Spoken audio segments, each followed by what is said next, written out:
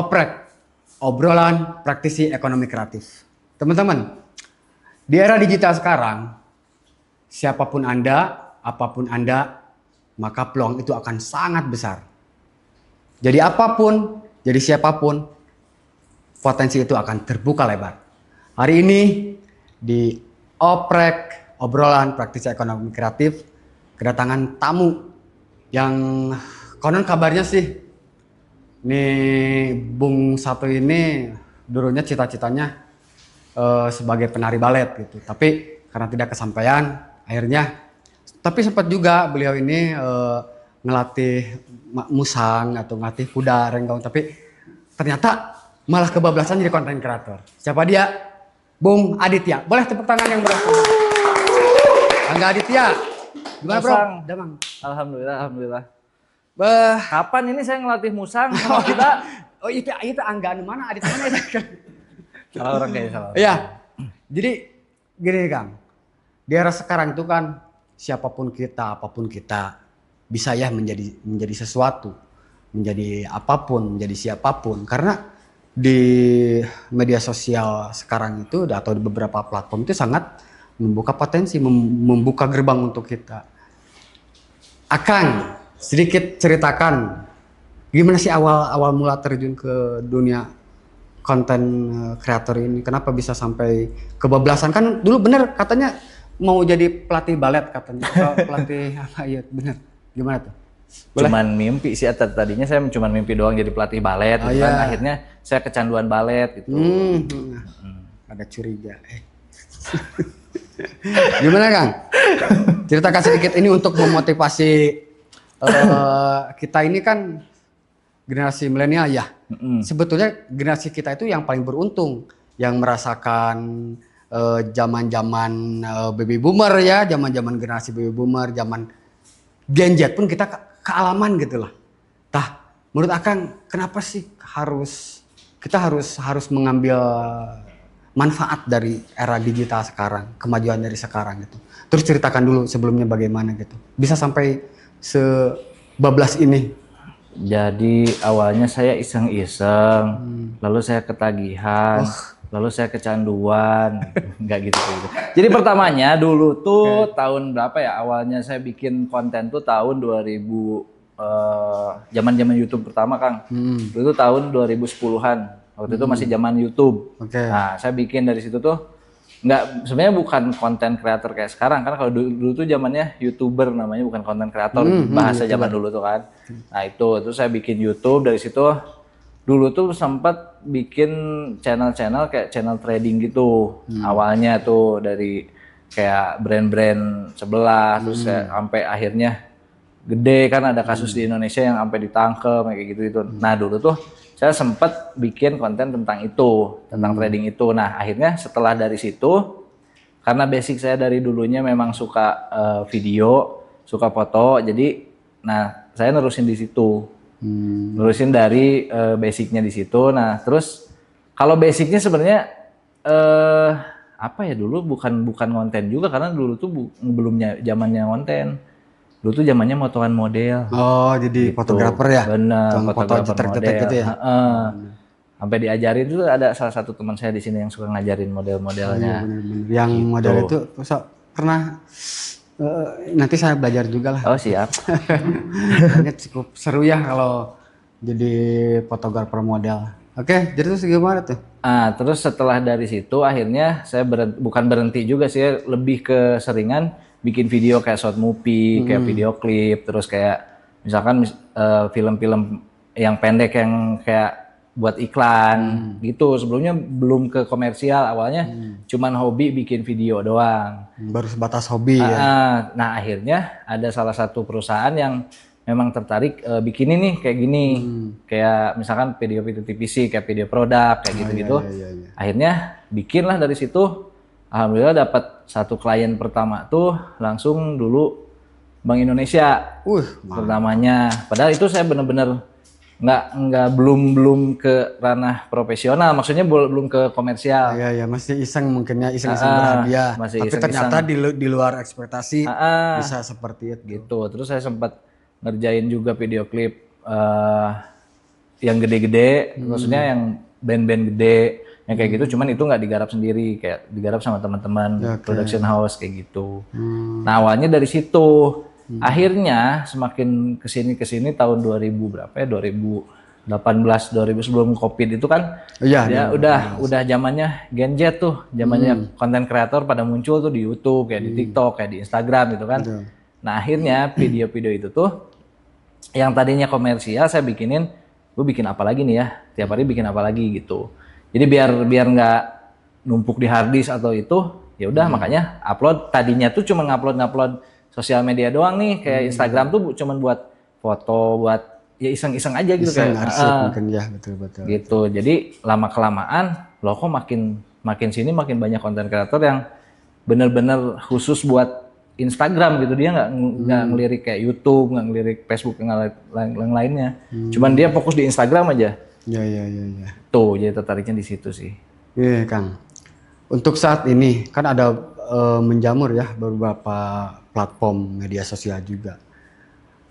Menurut Akang nih, untuk teman-teman yang mungkin baru mau terjun atau sudah terjun tapi masih bingung gitu. Mungkin ada sedikit tips lah. Harus berawal dari mana gitu kalau kita ingin menjadi content creator, apakah seorang yang saya mengistilahkan uploader ya gitu. Apakah itu masuk dia juga sebagai content creator atau ada klasifikasi khusus itu? Uploader maksudnya kayak Yang kayak kita remix gitu, iya, remix kayak video. ngambil video orang terus di-upload sendiri, atau gimana sih sebetulnya yang disebut dengan content creator seberapa? Kan kalau definisinya content creator itu kalau dalam bahasa Indonesia mungkin kreator konten ya kan? Iya. Konten itu sendiri kan di-create sama dia. Nah, sebenarnya sampai batasan mana sih definisi seorang content creator itu? Nah, gini bedanya Kang, kalau yang saya pahami ya tentang content creator sama videographer deh. Itu sebenarnya beda.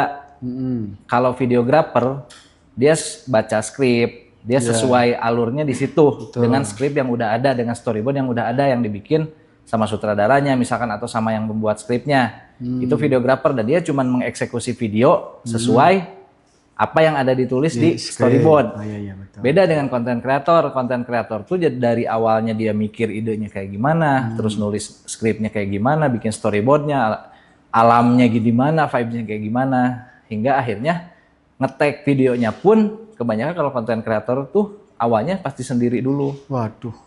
Gitu. Jadi benar-benar semuanya dilakukan sendiri sampai editing, sampai upload, semuanya finishing. Iya, itu sendiri banget. Gitu rata-rata ya. Ini untuk saya pemula ini Kang. Kira-kira saya harus berawal entah itu menentukan dulu temanya kah, atau apakah yang harus saya siapkan dulu? Apakah saya harus menyiapkan dulu mental, menyiapkan uang, menyiapkan tim kah, atau menyiapkan sarapan dulu kah, atau apakah yang harus pertama saya persiapkan gitu untuk terjun ke perkontenan ini seperti itu? Oke, kuncinya cuma satu sih. Betul. Mulai aja dulu. Mulai aja dulu. Jadi banyak yang curhat, yang nge-DM di Instagram kayak gitu-gitu. Gimana dong caranya bikin konten gini-gini gitu kan? Saya nggak punya kamera, saya nggak punya alatnya atau apapun gitu. Itu kan yang dipegang handphone, Kang. Nah, eta permasalahan teh, Kang. Yang dipegang tuh kan handphone tuh rata-rata. Ya. Android zaman sekarang tuh udah ada kameranya. Betul. Ya nggak? Beda zaman kita dulu ya. Oh kita nggak. Zaman Akang dulu ya. Zaman Akang dulu kan masih zaman Anda polifonik mungkin gitu kan. udah canggih kali. Polifonik gitu, ya gini. polifonik, dililit. Beda gitu. Kalau sekarang kan handphone semua udah ada kameranya. Yang penting tuh jangan dulu mikir kemana-mana terlalu jauh. Mulai aja dulu. Gitu. Apapun itu ya. Iya. Mulai aja dulu. Setelah memulai itu karena di situ kita bakal ketemu nih, kita cocoknya di mana, niche-nya tuh di mana. Apakah kita senangnya misalkan Akang nih senangnya masak misalkan tiap hari ya. Tapi Akang bikin konten tuh naik gunung gitu. Nggak nyambung kan, dipaksain juga. Ya cek bahasa Sunda mah kalau kumaha ge susah kan. Susahnya. Karena memang harus sesuai passion kita juga. Nggak bisa Akang maksain kayak oh, aku nih seorang joki kuda misalkan, tukang balap kuda. Terus Akang tiba-tiba jadi pengen balap motor ya susah. gitu. Jadi memang harus sesuai niche-nya juga. Oh betul gitu teman-teman. Jadi mulai saja dulu. Siapapun Anda mulai saja dulu. Jangan terpentok ke alat ya. Iya, jangan kepentok sama alat, terus intinya jangan hoream, itu aja sih. Hoream. Makanya urang mah pasukan udang berang hunkul. Tapi da tenang naon nganten mah. Iya, nggak apa-apa. Bisa kapanpun, dimanapun bisa kan. Iya. Nih Kang, mungkin ada salah satu momen yang bikin Akang tuh ngerasa bangga dengan wih, ini konten gua nih, bener nih kayaknya gua mesti serius nih bikin kayak gini. Gua harus serius nih di dunia ini. Momen seperti apa? Entah itu dari menemukan suatu momen atau suatu hasil yang menjadi kebanggaan. Katanya Kang juga kan pernah juara apa tuh? Boleh sedikit. Oh, kemarin ya di Sumedang sempat ikutan apa? Juara Festival Pesona Jati Gede. Oh iya, festival itu tuh hasil dari konten video ya, bentuknya video ya. Sinematikan, bikin video sinematik kayak gitu. Nah, mungkin sebelumnya ada salah satu momen yang bikin Akang tuh ngerasa, wah nih gua bener harus serius nih di dunia ini. Awalnya kalau itu sih basicnya dulu pertamanya saya cuman main drone kan. Jadi konten kreator tuh sebenarnya saya awal tuh jadi reviewer alat kayak videografi, alat-alat fotografi kayak gitu. Cuman pas ke sini saya suka ngedrone. Pas main ke mana ya waktu itu tuh? Oh, ke Curug Citambur tuh, ngedrone di situ. Tiba-tiba ada yang minta tuh si file itu tuh, boleh nggak ini dijadiin buat Instagram, katanya buat Instagram, buat di highlightnya doang. Oh boleh, saya tuh gitu. Tiba-tiba video itu tuh muncul di salah satu kayak TPC produk gitu kan. Jadi kayak TPC produk, jadi kalau Kang suka ngelihat ada di billboard di jalan tuh, ada di LED. Nah tiba-tiba ada, ini kok ada video saya gitu di situ. Oh iya, yang kayak apa itu namanya itu ya tuh? Layar tancap gitu. Kayak layar tancap di pinggir jalan yang gede itu. Itu namanya layar tancap. Megatron dari Megatron di LED tuh. Tiba-tiba ada video saya di situ. Nah, dia kan itunya jadi jatuhnya komersil ya. Oh, ternyata bisa juga nih. Saya pikir dari drone ini bisa juga ngasilin untuk ke situ gitu. Makanya di situ saya mikir lagi, makin perdalam lagi, yang asalnya dari cuman main aerial doang, sekarang saya main FPV juga gitu. Oh gitu teman-teman. Nandinya.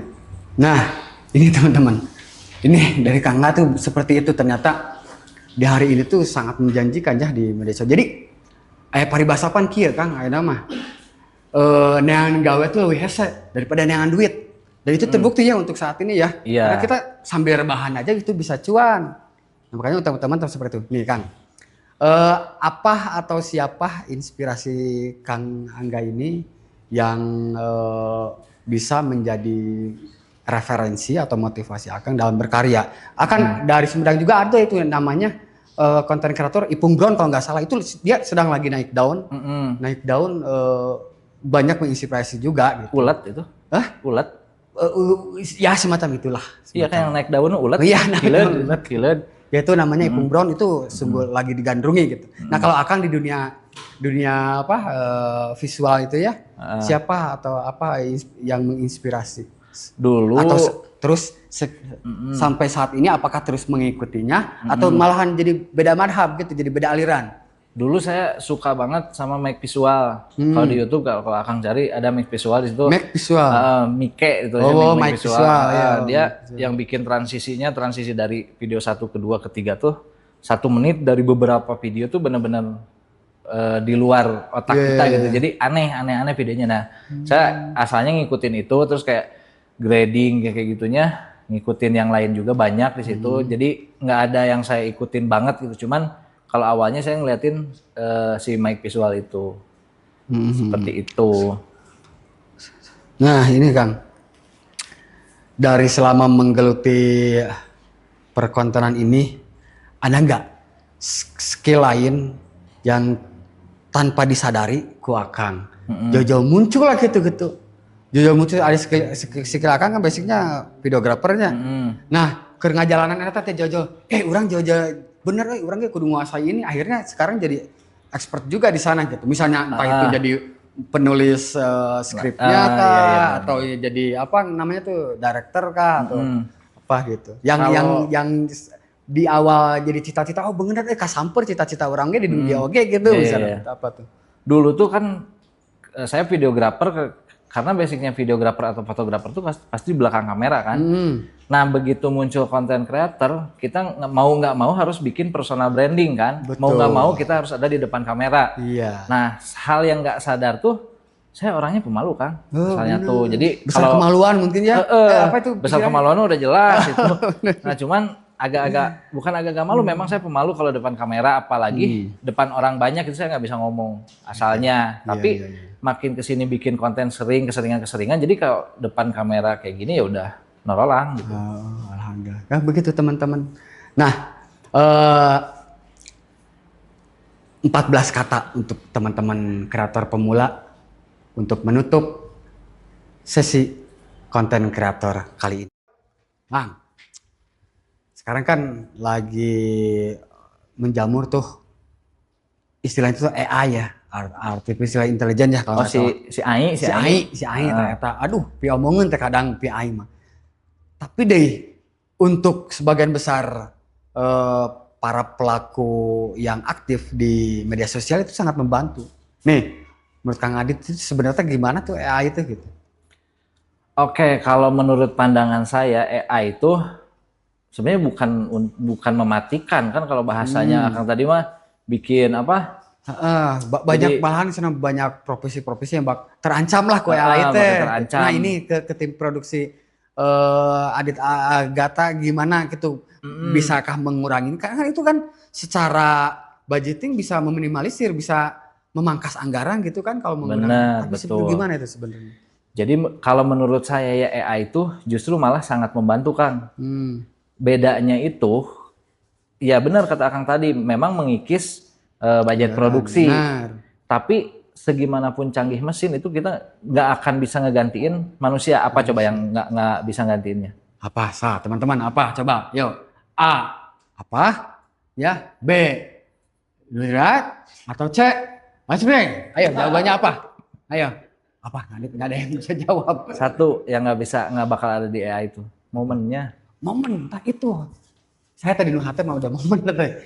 Can kebetuskan kena ieu mah. Jadi momen bener. Kalaupun misalkan orangnya bisa digantiin sama mesin, yang si kreatornya terus yang nulis skrip emang bisa pakai ChatGPT, bener.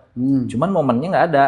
Kayak misalkan kita ngancurin mobil nih, bedag, kan bisa pakai AI, iya, tapi momennya hilang, nggak ada. Gitu. Itu terus lagi, menurut saya itu sangat membantu kalau AI ya, gimana cara kita makainya, karena ketika shoot kita kurang nih, kayak misal scene tangannya kurang atau misalkan yang kecil-kecilnya nggak full AI ya, itu menurut saya sangat membantu sekali dengan adanya teknologi artificial intelligence sekarang itu gitu. Cuman ya kalau misalkan mematikan, menurut saya sih kalau mematikan industri kreatif tuh enggak sih Kang, justru menurut saya kalau AI itu sangat membantu. Tapi untuk kedepannya kan sekarang ada apa dari beberapa platform tuh sudah ngasih apa sih istilahnya tuh? AdSense apa monetisasi itu? Monetisasi ya. Monetisasi. Ya itu monetisasi. Nah, apakah dengan AI ini si beberapa platform tetap akan bisa menerimakah atau bagaimana gitu? Karena kan kayak apa ya? Saya ada beberapa AI untuk memproduksi musik. Ada agregator yang tidak mau menerima karena ini hasil AI. Ada juga agregator yang mau menerima gitu.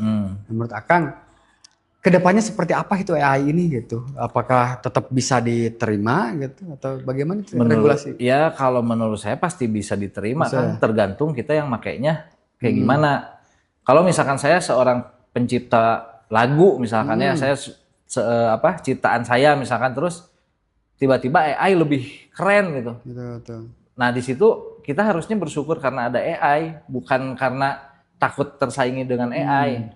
Karena yang nyiptain AI manusia, terus yang bikin prompt AI juga kan manusia juga. Betul. Jadi jangan takut kehilangan momen dimana kita bakal berkarya terus kalah sama AI, enggak. Oh ya, gitu teman-teman. Tuh. Jadi jadikan AI itu hanya sebagai alat, bukan untuk ketergantungan kita mungkin gitu ya kan. Jadi Ya, kan alat saja gitu ya. Untuk jadi bukan referensi. ngegantiin posisi kita sebagai fotografer atau videografer, jadi nggak ada kerjaan gara-gara AI. Enggak, justru si Iya, AI harusnya ini mah tuh sangat membantu ketika videografer atau misalkan fotografer kehilangan shootnya yang detail-detailnya, Iya, atau iya. kehilangan sebagian shootnya lah, gitu. Nah, gitu teman-teman. Eh, jadi gitu teman-teman. Jadi jadikan itu hanya alat bantu saja, referensi kah atau untuk mendukung gitu ya Benar. apa karya yang akan kita buat. Nah, selanjutnya nih Kang. Kan orang-orang saya tuh kadang suka pusing oke gitu. Apakah ada gitu alat-alat ini di luar sebenarnya untuk edukasi ke teman-teman saja ya kan? Ya, ini kan tahun 2025 itu sudah seperfect itu gitu hasil AI itu gitu. Ini apalagi kalau dilempar ditonton sama orang-orang awam, orang tua gitu kan. Para baby boomer lah gitu. Wah bahaya gitu kan. Pasti dianggapnya teh, wah bener Beneran gitu ya. padahal mah kan aduh itu teh AI, itu ayah saya yang selalu ngirim-ngirim hasil AI itu. Pak, itu teh AI, itu teh AI. Dia kan beliau-beliau belum tahu gitu. Nah, ini apakah ada dari Akang sendiri gitu? Apakah ada regulasi untuk kan sekarang mah dimanfaatkan ke orang-orang yang tidak bertanggung jawab gitu kan? Iya. Apalagi sekarang ini kita lagi berduka teman-teman di Sumatera ya. Ini Kang Adit juga kemarin baru dari mana katanya? Semeru Di kemarin, Semeru kan iya. ya. Mapping sama ngedrone di area lahar itu. Tuh dari Lahar Semeru. Bahkan nanti katanya mau ke mana? Sumbar. Ke Sumbar. Iya, Sumatera Barat. Sama itu Bantu, untuk iya, mapping. mapping bencana apa? Yang lahan yang longsor itu. Oh, tuh teman-teman ini jadi yang dilakukan beliau ini dari hobi ya akhirnya Iya. bisa di-hire beberapa perusahaan makan untuk kegiatan sosial ya sekarangnya. Ini berdampak sekali untuk. Jadi kan sebetulnya kumaha urang nu make na merengkangnya. Bener. Jadi positif jadi positif, ketika Iya. negatif saya kan sok kesel oge gitu aya nu keur bencana tapi dimanfaatkan ke orang-orang yang bikin dia nge-create konten seolah-olah bencana gitu. Saya kesel gitu, bener teh itu kejadian teh kieu, padahal kan tidak terjadi seperti itu gitu Iya. kan. Jadi tapi dia memanfaatkan, ya mungkin bisa diistilahkan dia tuh oknum konten kreator ya karena mungkin tujuan dia lebih ke profit gitu ya, lebih ke cuana mereka. Ya. Apakah nantinya akan adakah sebuah komunitas besar konten kreator gitu yang bikin regulasi ke sana gitu karena mengingat AI ini untuk di tangan yang tidak bertanggung jawab bisa berbahaya menurut Akang. Iya. Sekarang sebenarnya kalau di Jakarta ya udah ada regulasinya Kang. Kalau kayak gitu. Jadi kayak misalkan Akang jangankan di kita deh di YouTube aja itu udah kena ban. Kalau misalkan Akang bikin konten AI misalkan yang kayak gimana nih AI-nya, misalkan kayak yang normal masih diterima oke-oke aja gitu kan. Tapi yang kayak bencana terus kayak ngeledakin Betul. apa Nah, gitu gitu. misalkan, nah itu nanti ada regulasinya juga. Gitu. Jadi nggak sembarangan kita bikin terus si promnya juga kayak misalkan buka baju misalkan atau apa kan yang nggak bertanggung jawab mungkin kalau AI-nya dia kurang canggih itu pasti kebuka Kang. Tapi kan sekarang makin sini makin rapet juga, Betul. makin ketat juga si peraturan AI-nya juga gitu. Gitu teman-teman. Jadi itu kembali lagi ke kita ya, bagaimana memanfaatkan teknologi yang secanggih ini zaman sekarang. Pepatah Zimbabwe penduduk asli kuno mengatakan tertutip yang artinya berbijaklah dalam bermedia sosial. Benar. Kang Adit, 14 kata untuk menutup oprek kita kali ini untuk ditujukan kepada teman-teman yang mau terjun di perkontenan. Silakan. Kalau dari saya mulai aja dulu yang tadi ya, mulai aja dulu karena memulai itu sangat gampang, tapi yang susah itu mempertahankan seperti ya cinta kita. Wah, mantap. Tepuk tangan teman-teman. Oke, saya Kung Bro dan ini Angga Aditya akan kembali lagi di sesi berikutnya. Bersama apa Kang Adit? Oprek, obrolan praktisi ekonomi kreatif. Assalamualaikum warahmatullahi wabarakatuh.